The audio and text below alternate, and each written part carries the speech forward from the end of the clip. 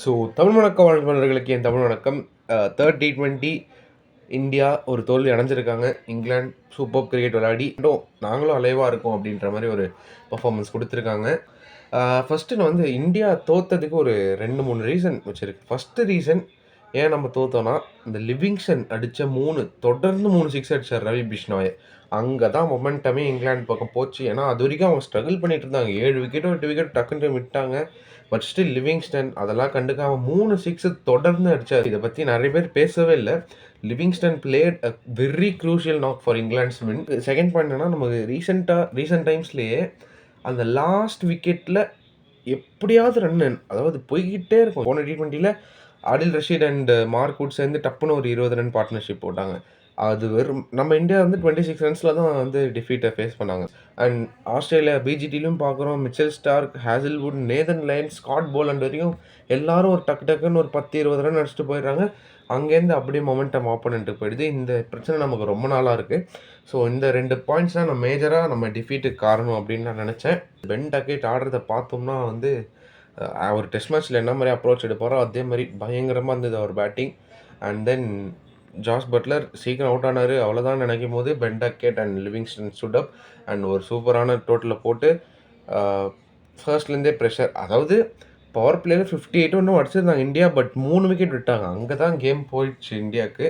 Power பிளேயில் wicket விடாமல் ஆடணும் அப்படின்றது தான் ஒரு ஒரு ஒரு டார்கெட்டாக வச்சு விளாடணும். அவங்க அதை விளையாட தவறிட்டாங்க.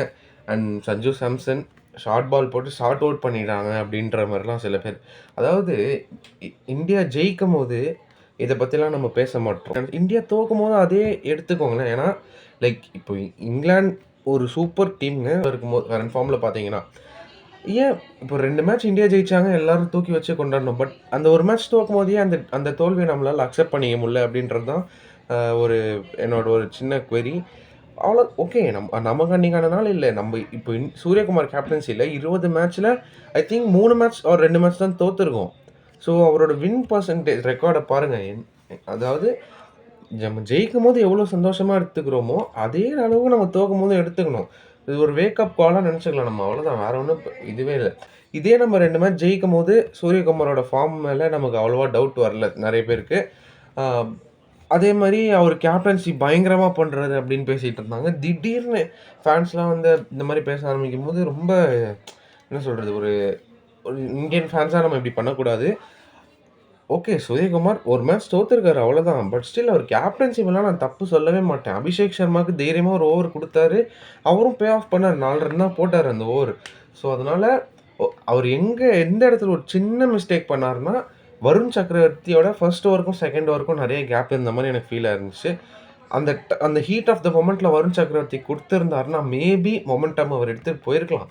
பட் ஸ்டில் அபிஷேக் சர்மா கொடுத்தாரு. அண்ட் ஐ திங்க் ரவி பிஷ்னாய்க்கும் இன்னொரு ஓவர் கொடுத்தாருன்னு நினைக்கிறேன். They all bowl well. Ravi Bishnoi இந்த ஓவரில் 3 சிக்ஸ் அடித்தார் லிவிங்ஸ்டன். அங்கே தான் மேட்ச் மாறிச்சு. பரவாயில்ல, 2 மேட்ச் நல்லா போட்டார் ரவி பிஷ்னா. அப்போ சூப்பராக போட்டாருன்னு நம்ம பேசுகிறோம்.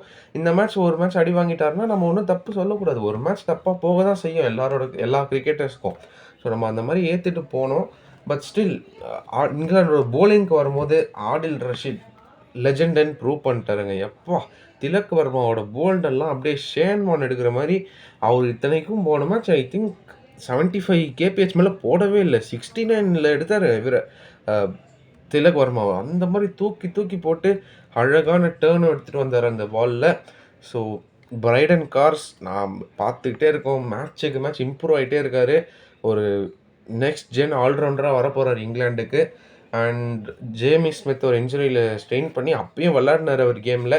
நடுவில் ஃபில் சால்ட் வந்து ஐ திங்க் நெக்ஸ்ட் இந்த கேம் அவர் விளையாட போகிறது இல்லை. 4 T20 Jacob Bethel as usual உள்ளே வந்துட போகிறாரு. அண்ட் நவ் இப்போது சீரீஸ் வந்து எப்படி சொல்கிறது, சூப்பராக அலைவாக ஆயிருக்கு. எந்த பக்கம் வேணால் போகலாம். 4th T20 இன்றைக்கி பூனேயில் நடக்க போகுது. சூரியகுமார் யாதவ் எனக்கு தெரிஞ்சு பாருங்கள், நான் ப்ரெடிக்ட் பண்ணுறேன் இன்றைக்கி சூரியகுமார் யாதவோட டேவாக இருக்க போகுது. பேட்டிங்லேயும் சரி கேப்டன்சிலையும் சரி இந்தியா ஜெயிச்சு இந்த சீரீஸை ரேப் அப் பண்ண போகிறாங்க. And then Abhishek Sharma or Sanju Samson 2 பேரும் கொஞ்சம் டைம் எடுக்கணும். அபிஷேக் சர்மா கூட நம்ம வந்து அவரோட இன்டென்ட் என்னன்னு நமக்கு தெரியும். சஞ்சு சாம்சன் கண்டிப்பாக கொஞ்சம் டைம் எடுத்து அவர் மட்டும் ஒரு 6-7 ஓவருக்கு நின்றுட்டாருன்னா இன்றைக்கி ஒரு பெரிய ஸ்கோர். ஏன்னா சஞ்சு 2 லோ ஸ்கோர் அடித்தா ஒரு செஞ்சுரி அடிப்பார். அந்த ஆவரேஜ் லா ஆஃப் ஆவரேஜஸ் நமக்கு தெரியும். ஸோ அந்த வகையில் let's hope Sanju hits big today. So எல்லாமே நம்ம பார்த்தாச்சு. 4 T20 பூனேல நடக்க போகுது. என்னோட ப்ரெடிக்ஷன் இந்தியா ஜெயிச்சு இந்த சீரிஸை ரேப் அப் பண்ண போகிறாங்க. சூரியகுமார் யாதவ் இந்த மேட்ச் நல்லா அடிக்க போகிறாரு. And Sanju Samson is to due for big score. And அவ்வளோதான், எல்லாம் பார்த்தாச்சு. யார் ஜெயிப்பாங்கன்னு சொல்லிட்டோம். போன T20 என்ன நடந்ததுன்னு பார்த்தோம். நெக்ஸ்ட் T20யோட ரிவ்யூவில் நம்ம வரலாம். Hopefully it doesn't become the decider. இன்றைக்கே இந்தியா ஜெயிச்சிருவாங்கன்னு எனக்கு ஒரு பிலீஃப் இருக்குது. ஸோ வாங்க நெக்ஸ்ட் வீடியோவில் பார்ப்போம். Until then it's by from Akshay. Thank you viewers.